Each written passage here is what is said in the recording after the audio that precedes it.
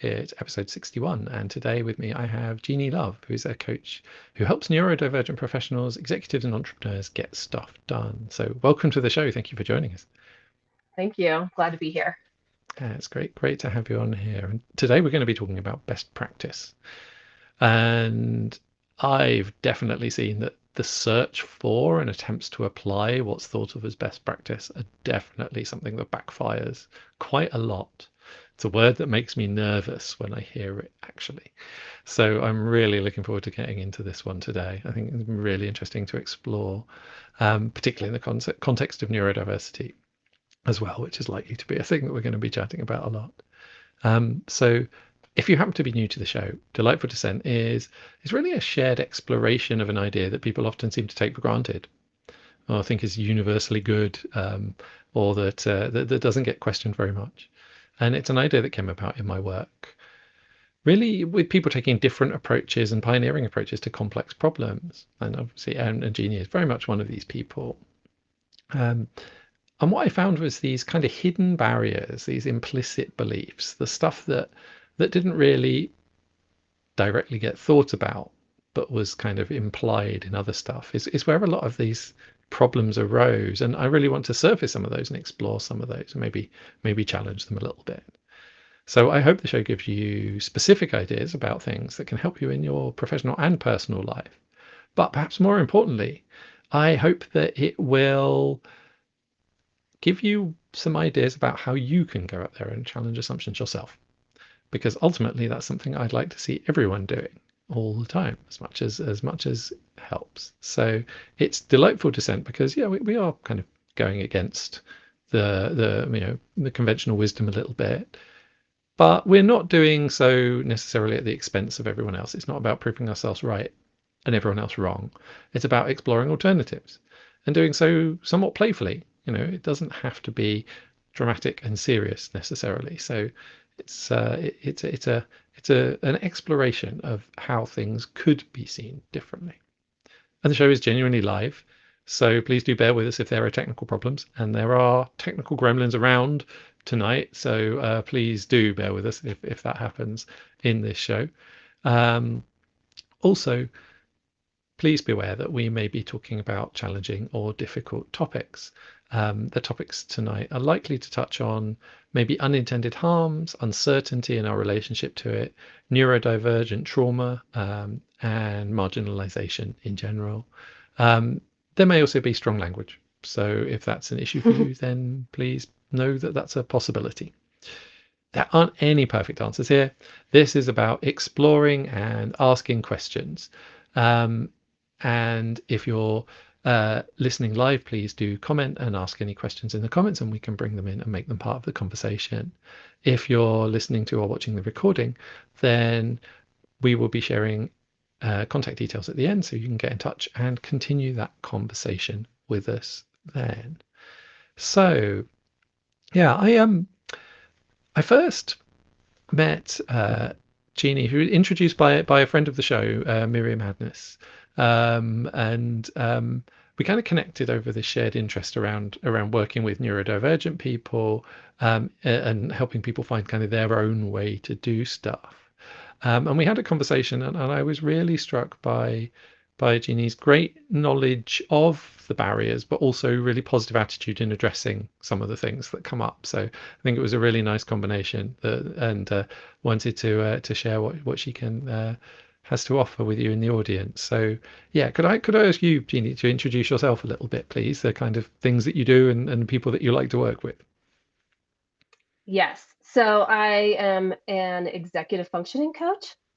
And previous to becoming an executive functioning coach, I have a lot of experience in public education, specifically at the high school level, and um, and specifically working with students who have ADHD and autism. And as I was trying to explore what the second half of my career is going to look like and researching, I found that there are a lot of adults who are really beginning to self identify as having ADHD and autism and looking for some guidance on how to improve their lives. And essentially they come to me at the beginning in order to get stuff done. So they feel behind in managing life or work or personal goals or professional goals, those kinds of things. And um, so they reach out to me and we started working together, and then our work, just kind of goes off in all sorts of directions depending upon who they are and what they want from their lives. But I really enjoy getting to know people. The same with you. I enjoyed getting to know you. I enjoyed talking to you and learning about people. I'm always interested in people and their passions, what drives them and motivates them. So yeah, this is what I'm doing now, and I'm really beginning to steer that into what it looks like to better support and harness the strengths of neurodivergent people in the workplace. So at the organizational level, I think that's incredibly interesting, and so also really beginning to explore that. No, that's wonderful. Thank you. And could you maybe tell us a little bit more about like what brought you to doing exactly this? Why did you kind of feel this was what you wanted to do? Yes. So I was in South America, excuse me, as a teacher. And we were coming home in the summer of 2020 anyway. And then, of course, COVID maybe rushed that along. So we moved back to the United States from South America. And my daughter, who was 7 at the time and is 9, almost 10 now, she's having a lot of behavioral challenges. And I have so much experience working with students with behavioral challenges, and just implementing everything that I knew, and none of it was working. So when we returned home, my husband, he was going to return to work, and we agreed that I would be home for any homeschooling needs. And we live in a rural area of Colorado, and so COVID just wasn't as strong here. So she was in school most of the time. And so, as I was exploring what I was going to do with myself, I knew that public education probably wasn't going to be the best thing for me for two reasons. One is that I needed to have a more flexible schedule for her financially. No, not financially, physically and emotionally. I needed to be able to be there for her. And public education is too stressful, too exhausting. And then the other one, as I already said, was a financial thing. In the US, teachers are just not paid very well, and that wasn't going to move me forward. And so I took some time to figure out what I was going to do. I was fortunate to have that time, and researched and found that, as I said before, adults are looking for help. And so I thought, well, this is something I have spent 20 years of my life doing with students. And I wonder what it would be like to try to translate all that I've learned, as well as most all of the strategies that I coach, I've also implemented in my own life. So the question often comes up, are you neurodivergent? And I don't know. I've never been officially tested. All I know is that all these strategies work for me. And the way my brain bounces around as well, I definitely think that I fall somewhere in some spectrum like that. So, yeah, I'm using all these tools working with adults, and I love it. And I love that they see progress. Yeah, it's it's fun, and this is where I'm going. That's fantastic. Thank you. I mean, I think it's yeah, we landed on quite similar needs from a slightly different direction, but really similar needs. And I think, this emergence of adult diagnosis as a thing, which was, started maybe 10, 15 years ago, but very much picked up in the last few years. And how what the needs are that emerge from that, and that's I think one of the interesting experiences for a lot of people is you might get a diagnosis, or you might not even get a diagnosis. You might self-identify, which is, whilst diagnosis is helpful, diagnosis is not available to everyone. And Yes, so I think, self-identification can be just as important a pathway. Um, yes, that when you do self-identify, um, or get diagnosis. That's basically it. There's not a lot of help after that. It's like, great, figure it out for yourself. It's like, Yes. and so how we implement strategies that work for us in our contexts, I think, is a really, really important thing to explore and to share. Yeah. And it's, yes. So, and I have clients who maybe have been identified as having ADHD, and now several years later are learning so much more about autism, and then they're beginning to identify more with that. And so there's just so much to learn, and there's not a lot of information, or we teach it to children, but the children that were missed who are now adults don't have a toolbox of strategies to pull from. And so, yes, I think there's a lot of need to get more information out there. I think it's really beginning to expand, but I think there's a lot of room for more information. Yeah, for me, particularly in this area of kind of high ability and neurodivergent specific ability, that feels like one of the areas where there's almost nothing. Yeah. And again, we work with similar groups of people who almost by definition, if they're neurodivergent, also have pretty high ability to be able to compensate for that and compensate for a world that isn't designed for them. And To, creativity and problem solving and seeing things from different perspectives and all of that are gifts that, we bring. yeah, and I think cultivating those as gifts is challenging for a lot of people. It's not they're not they're not they're not gifts just off the bat. They're kind of Yes. some assembly required. I think is certainly how I experience my own uh, neurodivergence, and often a lot of other people is like, well, yes, this could be a strength, but I've got to do Yes. stuff with it first. Yes.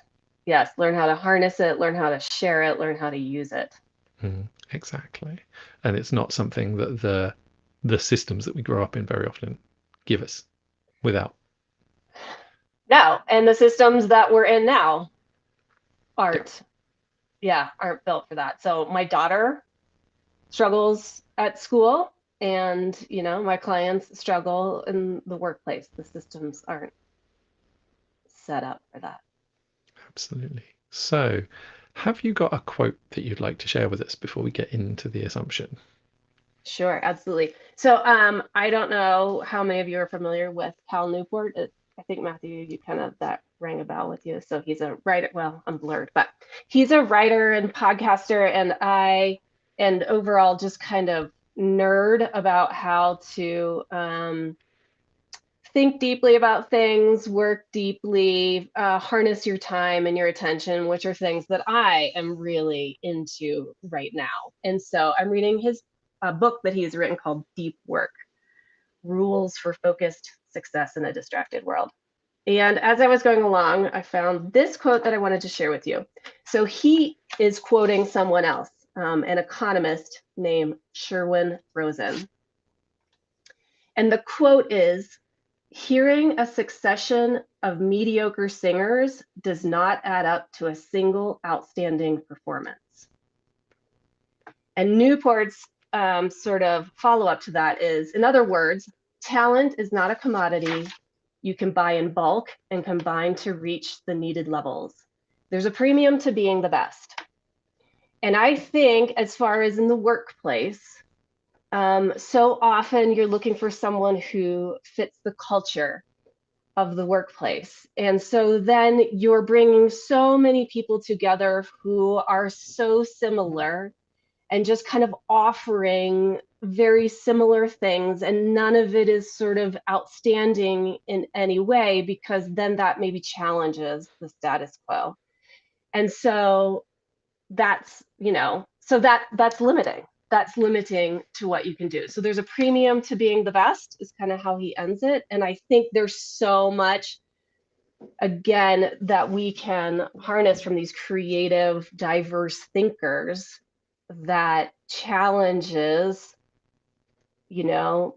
what we think of as best practice, or challenges the group. And we really want to bring those people in, I think. to take Mm. our organization to a new place. Absolutely. No, I think it's a really interesting one, and it speaks to me around one of the things that I work with, which is exceptional talent and exceptional needs are two sides of the same coin. Yes. And that if we want exceptional talent, we're going to have to support exceptional needs. And I think Yes. that, that feels like that's a genuine question. I think, for some organizations, a lot of organizations talk about best and excellent, and they enact mediocrity. And that kind of works, but we just have to be honest and say, actually, we're going for kind of, we're going for consistency, like a consistent level of is good enough in some Yes. organizations.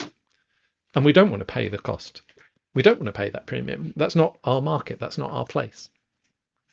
Yes. Because I think I that, used to, oh, I'm sorry, go ahead. so yeah, because I think it's a really important thing to say that not everyone, we talk striving to be the best and to, it's not actually always the best thing to do. Yeah. I worked for a large corporation for a few years, and I'm a big picture thinker. I see big ideas, things that could be done. I'm not a detail thinker, so it's hard for me to implement those things, but I see creative solutions or big ideas. And in the public education realm, that's embraced in the US. So I was always on the leadership teams. I got an advanced degree as an educational leadership. And I love that. I love being on teams. I love brainstorming. I love creating solutions, things like that. When I took that same attitude to this large corporation, I got in trouble. And I had to learn to just like step back, like what we have is working and we are not going to rock the boat. We are not going to shake things up. We're not going to take risks. We're not going to push things. And I found myself in some conflict with the different levels of managers. And it's interesting when, when we come back to the assumption we're talking about the best practice is very often it does seem to mean what we've done before that Yeah. kind of worked. We're not sure whether it was the best thing actually, but it worked. And that's what we're going to carry on doing. And any deviation from that is a problem. Yeah. And that for me is is, and again, there's some validity in this approach. I think of it as like, there are some domains where it makes sense to be really consistent in your execution, where, you see like Six Sigma and processes applied to that. But if you apply that to creative development and knowledge domains, things go quite wrong because you're not actually generating, you're not pushing that edge, you're not thinking differently, you're not doing, and I think for me, so there's something really interesting in that relationship between like, how does all, when we hear best practice, what are people actually saying? What does it really mean to you and to other people? Yeah. Best practice was something that was thrown around in the public education, so in the school that I worked in. And when I reflect back on that, I think best practice just means the, so you maybe read some new research and try to implement something, but change is hard. And so eventually we revert back to what it has always been, which has worked, as you said, moderately well. So for 80% of the students, it works. Um, but we're not getting the best out of the other students, but I guess that's good enough. But then some new research comes along and we try to implement it and say that's best practice, but then it gets left to the side. And so I think best practice is constantly evolving as research and our understanding evolves, but it's very difficult to implement. And it's constantly changing. So then we also have to change, which then creates conflict, perhaps, as we look at how to enact change. Mm. Yeah, because for me, it's really for anything to be best, unproblematically and obviously best, the way that we talk about best practice. Because when I've heard it used, it's basically like this was done somewhere else and it had this outcome. So if we do that here, we will get that outcome. Yes. And that is the best outcome we can expect. Yeah. I Those, the, mean, go ahead. Finish your thought. yeah, that's not necessarily, that's for me, that's very rarely true in most operating environments that most organizations are in. It requires a set of things to be true that very often aren't. Yeah. And so I mean, okay, think about like open workspace, that was like that was such creative thinking outside the box that we're all going to implement it, and that becomes best practice for collaboration and for all these other things. When it turns so then here so this is interesting, then you find out that it's not best practice and nobody reports on that. And so we find out that people actually do not openly communicate because they're afraid to disrupt the person who's sitting next to them. And so it doesn't do this purpose that we thought it was going to do. And that follow up that, oh, you know what? That didn't really work. That doesn't happen. And so then we continue to do it because it was found at one time to be best practice or a new and interesting and creative practice. And I wonder whether, for me, certainly I've seen a lot of what we think of as best practice isn't really directly evidence-based. It's really interesting you mentioned research. I'd be, going naively going into the world of work, having researched, um, and looking at how evidence-based stuff actually was after I studied psychology, was like, wow. These things that are considered standard good business practice have no foundation in evidence and research at all. And I think, for me, one of the ways that the so-called best practices emerge is because they're the things that organizations that are perceived as successful do, Mm-hmm. regardless of understanding what the relationship between that action and that outcome and that organization is. So it's just like, okay, we will, successful organizations in our sector do this, so we will do that without anything else. And I've seen this in organizations I've worked for. Successful organizations in the sector are building a lot of buildings, so we will build more buildings. You Yeah. know, It it's the same in parenting. Like I'm always amazed at like this is the way that you have been told to do something by your doctors and the teachers and I don't know, just history. And then you look back and find out where this came from and it's founded on nothing. It's just yeah. So yeah, and it's it's everywhere. treated, yeah, and I think it's founded on like it's just a study with an N of one, but because everyone does it, it then becomes like this Hmm. impossible to challenge truth. Yeah. Yeah. Yeah. So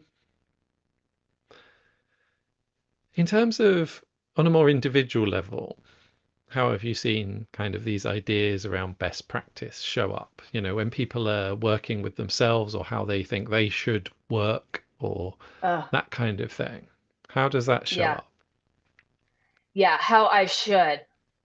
It weighs heavily on people. And I think that it comes from not getting the tools and the instruction they needed when they were younger. And so just trying to make their way through the school system and then they carry a lot of baggage into adulthood of being less than. How come everyone else has it together? How come I can't get this done? I can't switch between tasks. I can't manage more than one thing at a time.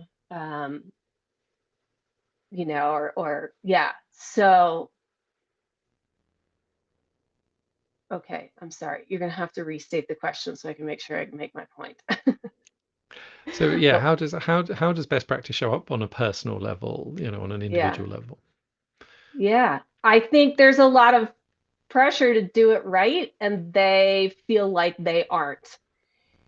When we know, and they know as well. So this is emotional. This is an emotional response, emotional baggage that they've been carrying for a long time. And so I do a lot of work with mindfulness with my clients, is to try to just acknowledge when an emotion is taking over, so that you can just kind of let that be with you, know that it's an emotion, but then make a sound decision on what to do. And so reasonably, they know that nobody has it together. I mean, we all know that.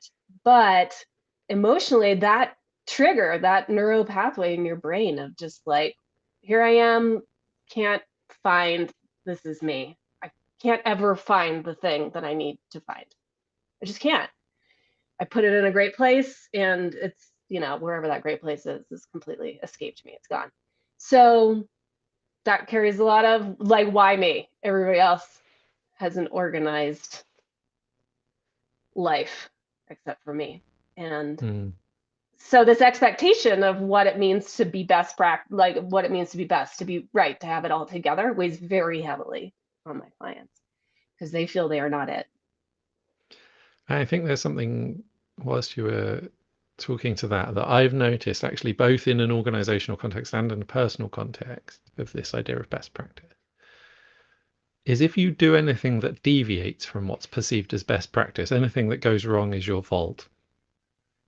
Whereas if you follow best practice, it's not. Yeah. Yeah. And oh, wow, that's powerful. Yeah. And we're just so used to like being the odd one that you just accept it and go, yeah, that was my fault. Absolutely. And I think this is, it's one of these weird things when there's no strong evidence for a practice. Perhaps there's contrary evidence, but the pressure is to do it in a certain way, the expectation, and that you'll be, and this can show up in kind of softer and harder ways, personally or professionally. I think it's and it's shown in things like, well, certainly in this country, the way our benefits system works is it assumes that you have to do things a certain way, and actually a lot of those ways are really unhelpful for neurodivergent people. Yeah. So to access, it becomes this kind of performative thing. Yes. And I think, I grew up doing, I spent a huge amount of basically throughout most of my schooling, I quickly learned that I had to work things out my way, and then I had to back engineer from the way that I'd worked things out to then show the steps I was supposed to have followed. So I would Hmm. otherwise I'd be told to show my working.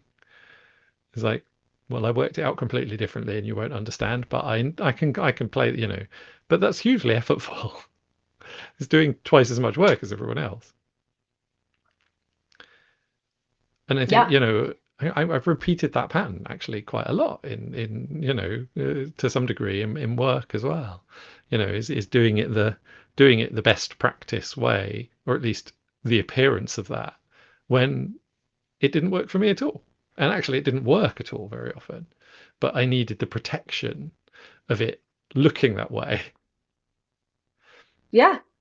This is what, like, so this is where masking comes in, which is, hiding how your brain and your true self really works, and the amount of energy that takes to present yourself in a way that is accepted, normal.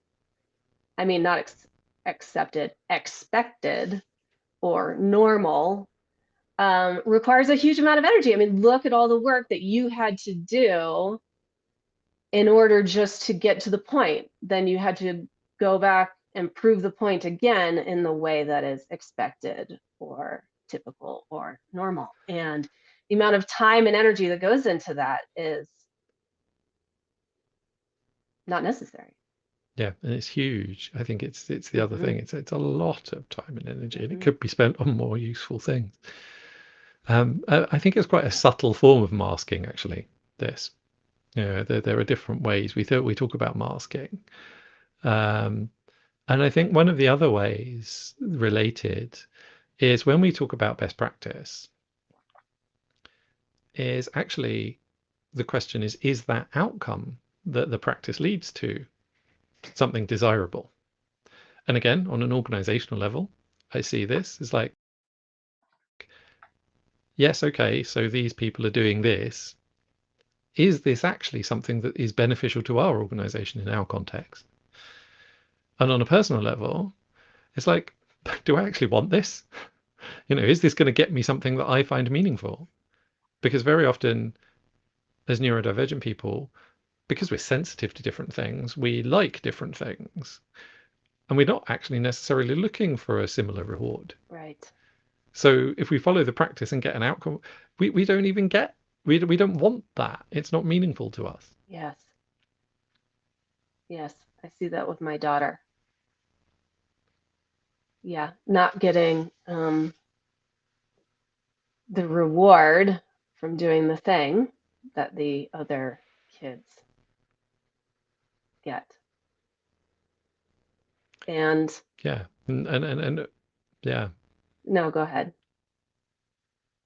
I was going to say, yeah. And I think it teaches us some really unhelpful things to separate our experiencing of the world and our intuition and our intrinsic reward systems from extrinsic ones, from external validation.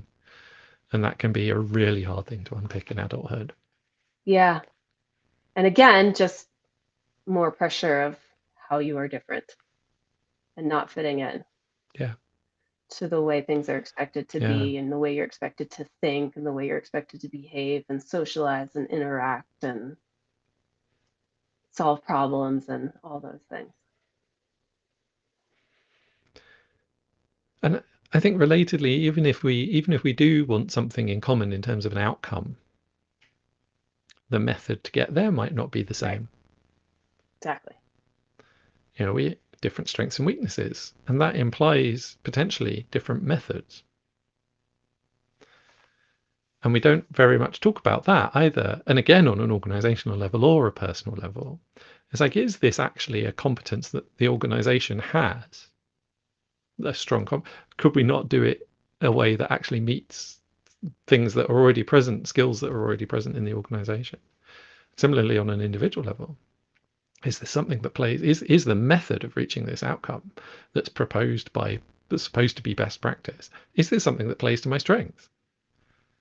And I think this is where, this is where I really love people, is just how do you see the world? How do you engage with the thing that we're doing? And so if you are an organization looking to take advantage of neurodivergent thinking, this is where you take a step back and really honor the person and who they are and where that thinking comes from, because um,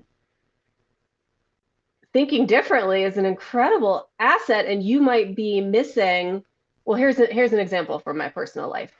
This was before I've as isn't it amazing, as we age, we start to put the pieces together on who we really are. And so the more work I do, the more I'm understanding my own brain.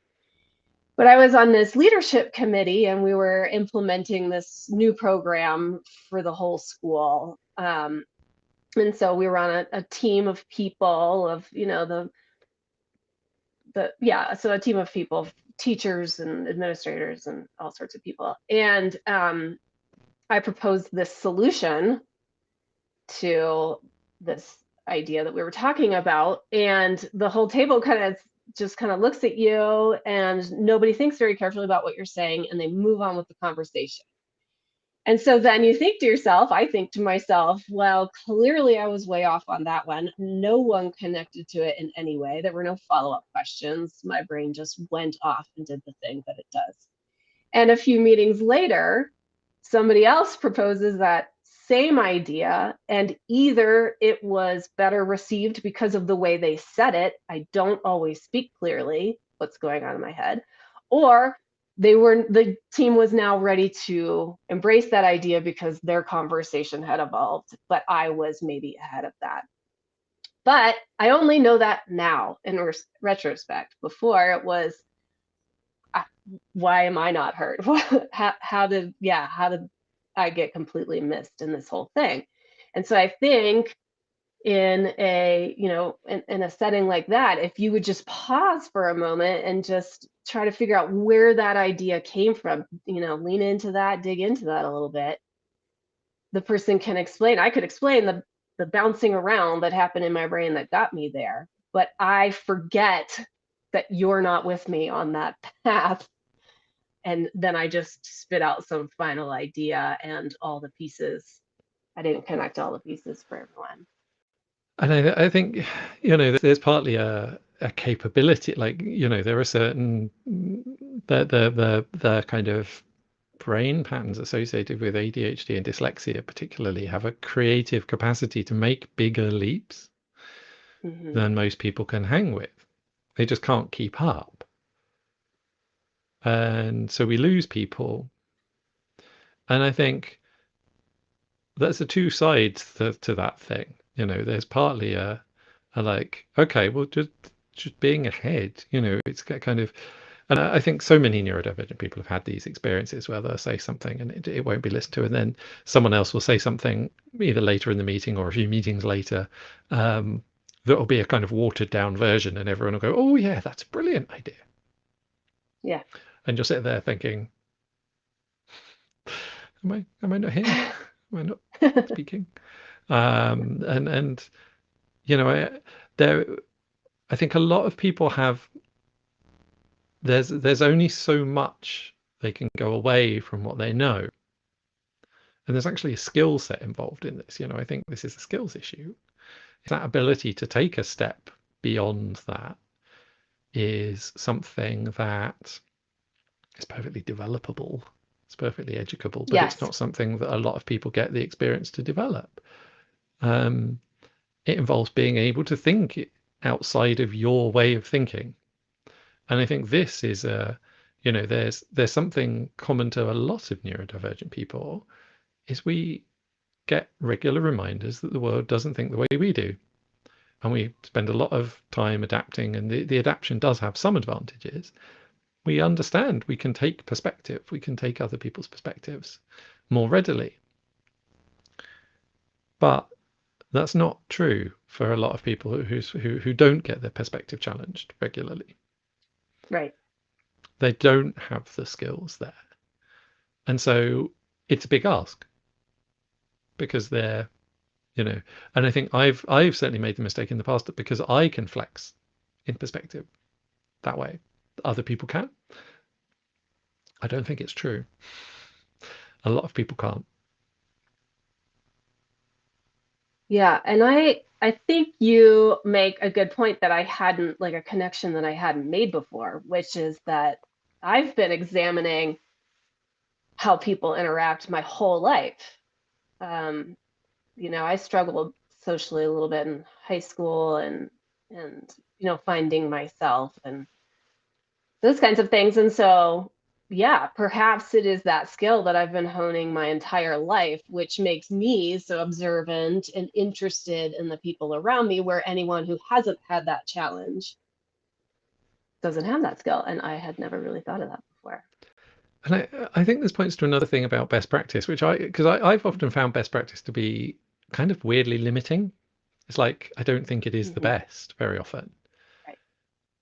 So relating to the kind of flip side of the capability thing, if we have different higher capability, what's best to us and available to us is actually going to exceed what's considered best practice.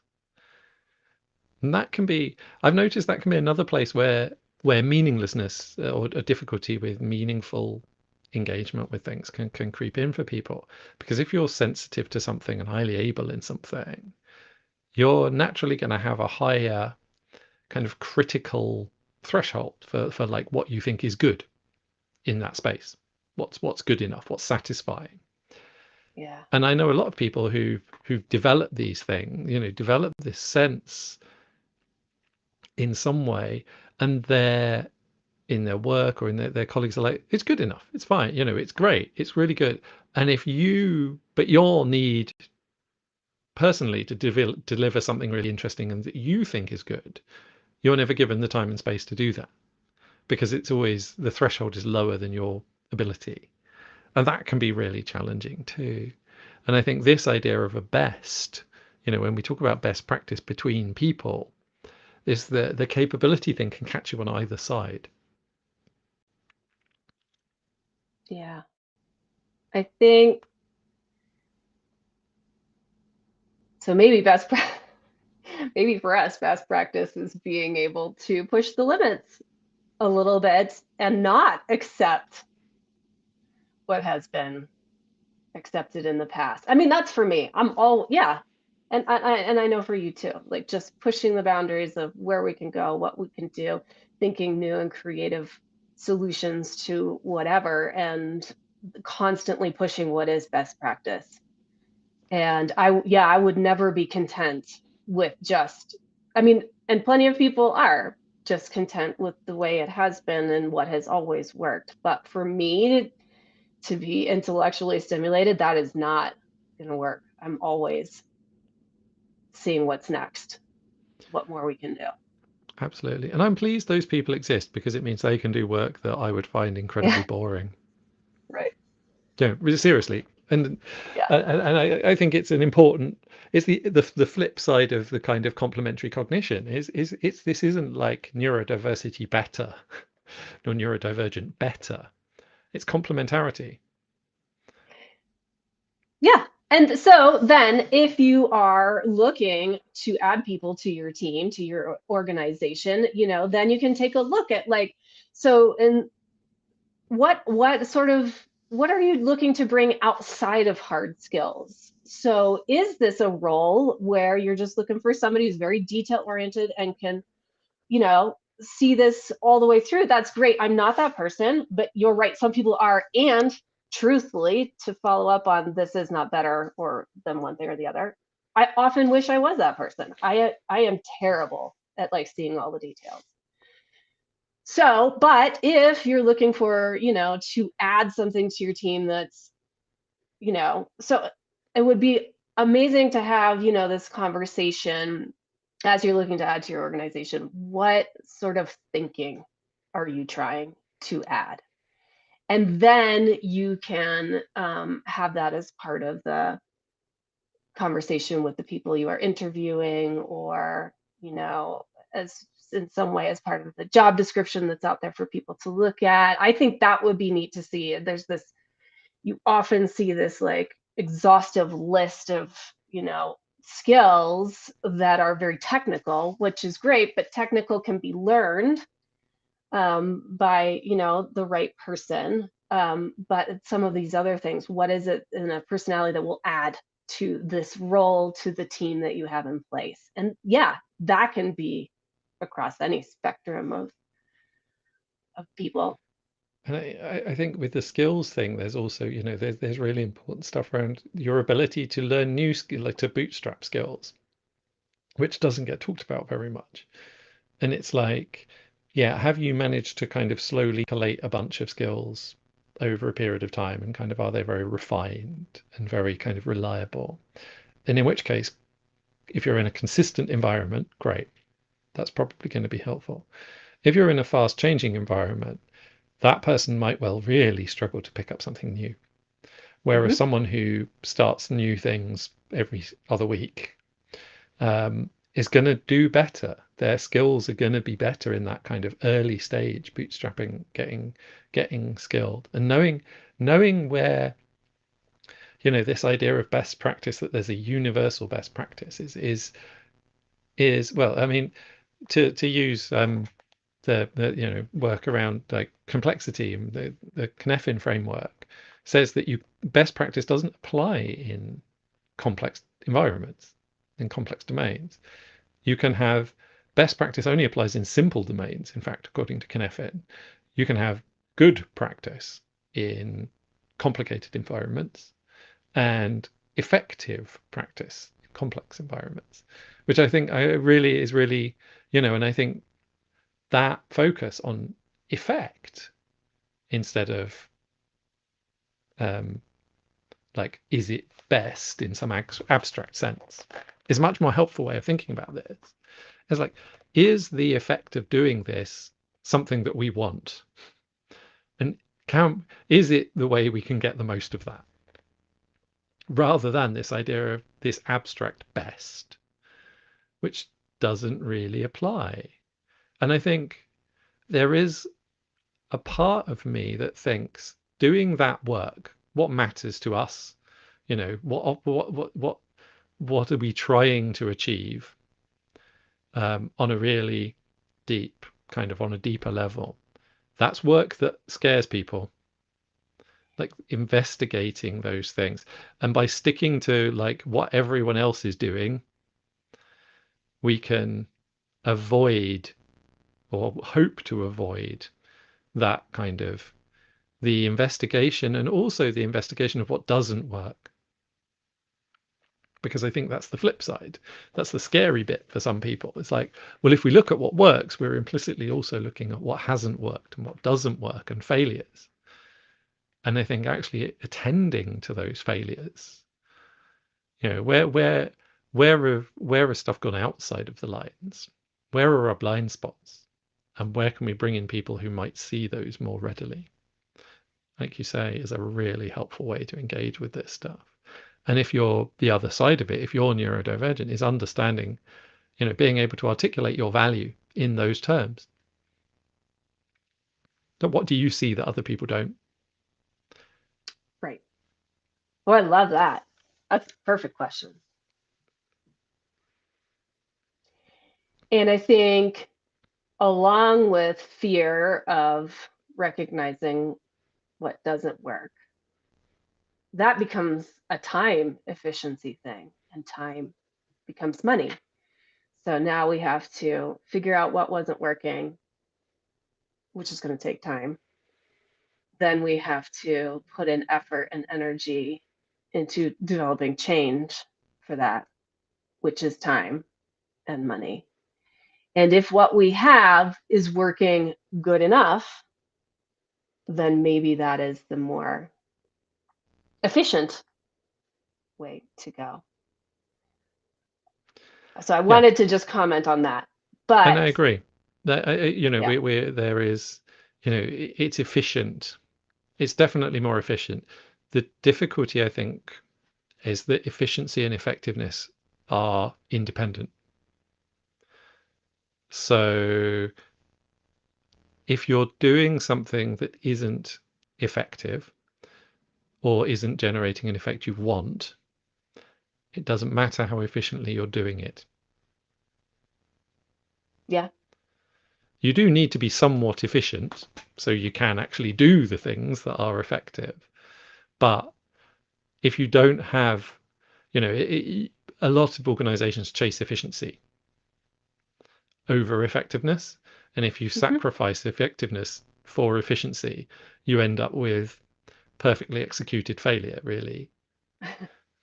You get, and on some level, I think people do, the incentives for people as individuals are often this as well, is that doing the things that other people think we should be doing, particularly for neurodivergent people, the way we live our lives. It's very hard to break outside of that and to not do that, and it has costs. And I think it has. We expose ourselves to risk and to criticism and to all sorts of different things. So it's not something that everyone can do either. This is one of the things. I think it's got to be something that we're resourced to do.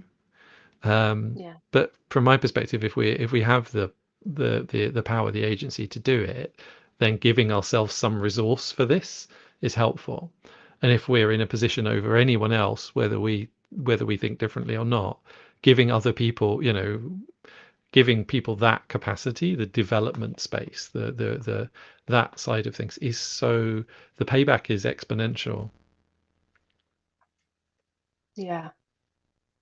I think there's a level of trust that people are giving their best. And if we can figure out what that is, help them, I think to find, and this is anyone, everyone's got their passions, their area of interest, what motivates them. And if you can provide an environment where that can be really pursued, people will excel because that's where they find sort of the motivation. And so I think it's the same whether you are neurotypical or neurodiverse. So if we can take a step back, and let go of quote unquote best practice, which might be to, an organization to look for, the ideal candidate. But wouldn't it be amazing, as you said, I can't remember exactly how you said it, but it was like, what do you bring that adds value that isn't explicitly stated on this resume or this, and I think that's useful for anyone. Mm. I agree. I think to some, it's a question of this, that where more or less of our value lies outside of the anticipated. And I think so. This is a particularly pressing concern for people who are a long way from the expectations in significant Mm-hmm. ways. But no one fits the model perfectly. This ironic thing about someone who is completely normal in every aspect would be so weird that they would no longer be normal. Right. But that there are questions of degree. But you're right. There's always an opportunity. There's always a margin there to explore. And I think it is a question for us as individuals. When are we up against this limit? When are we being not being supported by the idea of what's good practice, but being restrained by it from something better? And I think this idea of best practice as an achievable, it might be something that we work towards, but we should never assume that we've achieved it. Yeah. And I think it's constantly evolving as we learn more and try more and study more. So I think it's a moving target. Mm. And so, yeah, moving targets require you to take risks and And a try to target meet we it. can move. I think that's the flip side. That's the exciting bit for me personally. And the work, it's we can establish new, better practice if we're allowed to do so, and that can be incredibly valuable. Yeah. So I think, just not settling for best practice I'll take it. There you go. I'll take that. feels like the thing.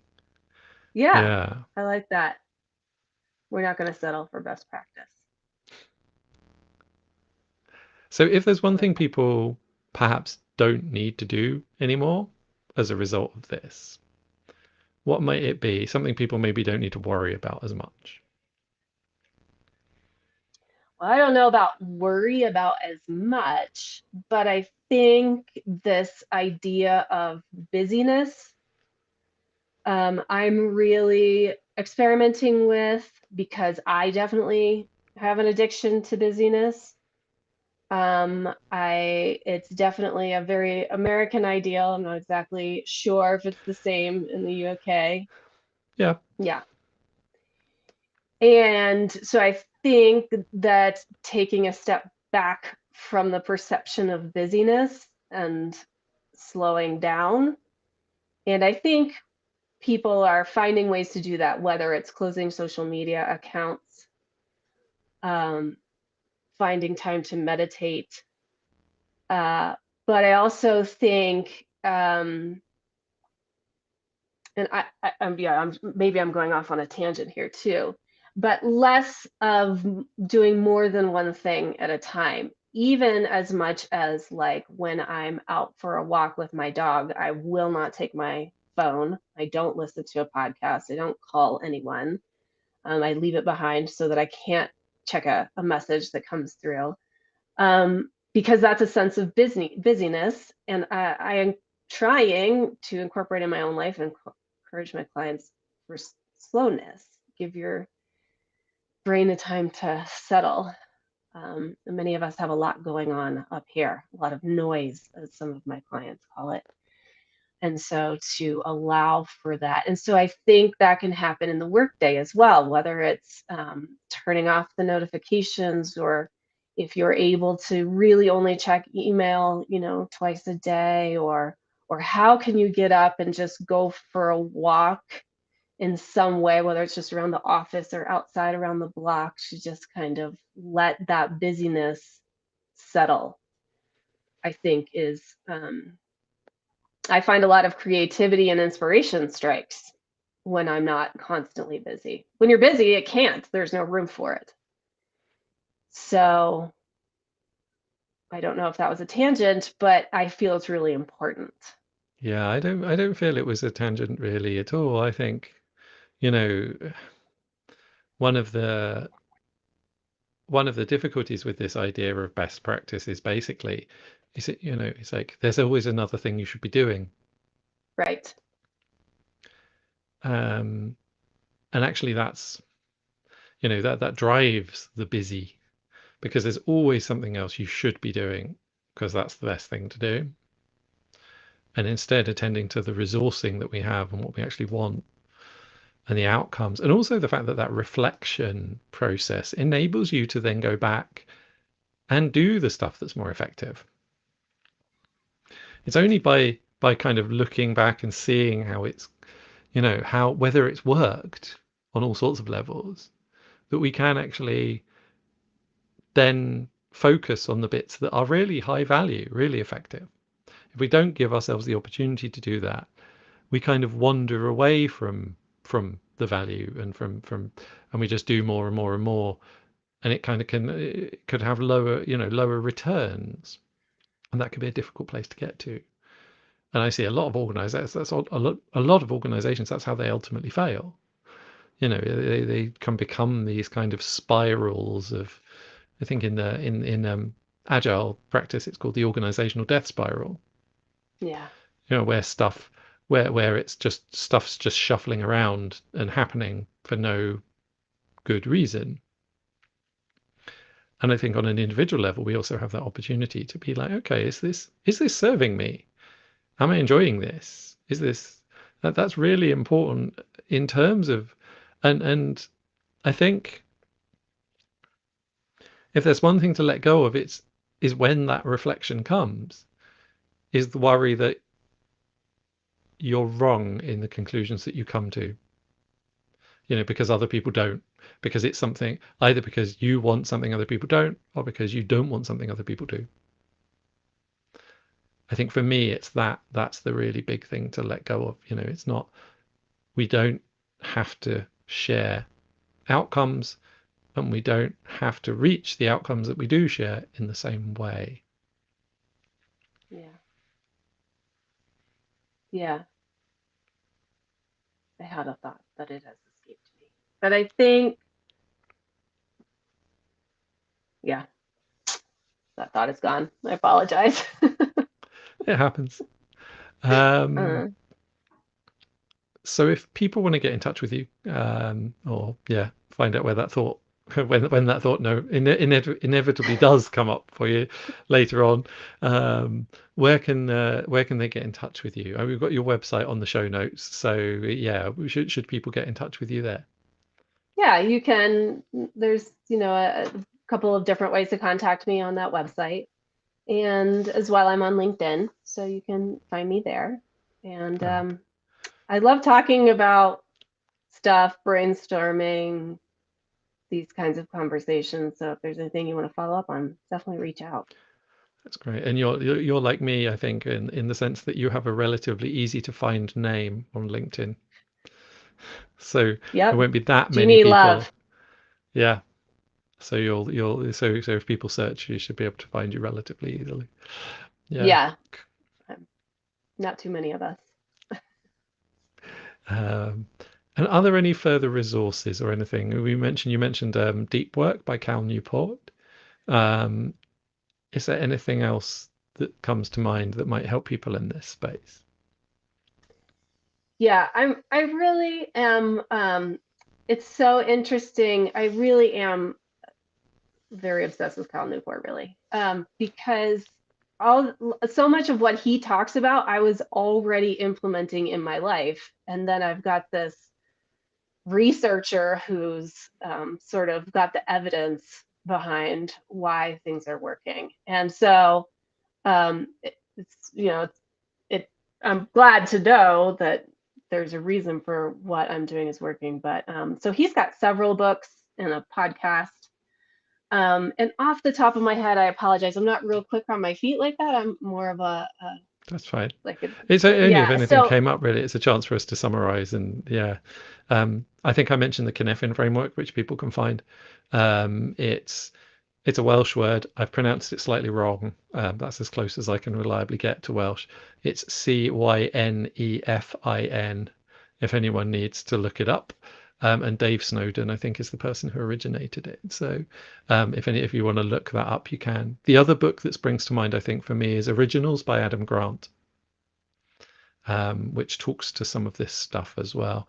And similarly to you, I think I find Adam Grant a really interesting voice in this space with a lot of evidence-based stuff yeah. that in this direction. So yeah, Oh yes, I will look into that book. cool, super. Well, thank you so much for being on the show. Really enjoyed this conversation, and I hope it's been useful for. I'm sure it's been useful for everyone in the audience too. So yeah, thank you. Thanks, Matthew. It's been fun. That's great. And thank you for everyone in the audience for watching. It is your support and interest in the show that keeps the show going, and well, at least it legitimizes my excuse to have interesting conversations with interesting people.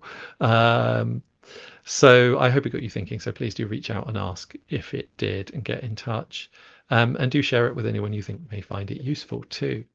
Past episodes are available both on YouTube and on LinkedIn. You can find upcoming episodes too. Um, and yeah, the podcast is available if you search for Delightful Dissent on your favorite podcast platform, though at time of recording, the podcast is really out of date. I am slowly working on fixing that. So hopefully we'll resolve that reasonably soon. The next episode is going to be with Liana Fricker, who is venture catalyst and inspirer in chief. And we're going to be talking about the idea of starting again and the assumption that you should start again. And I think this is such a natural response when things aren't working. Harm is happening. You want to start from scratch. But I'm not sure that's always possible or even desirable. So I'm really looking forward to exploring that one. And that will be at 1 p.m. UK time on Wednesday, the 14th of December. So I very much hope to see you then. But in the meantime, please do go out there and make some delightful dissent of your own. Thanks and goodbye.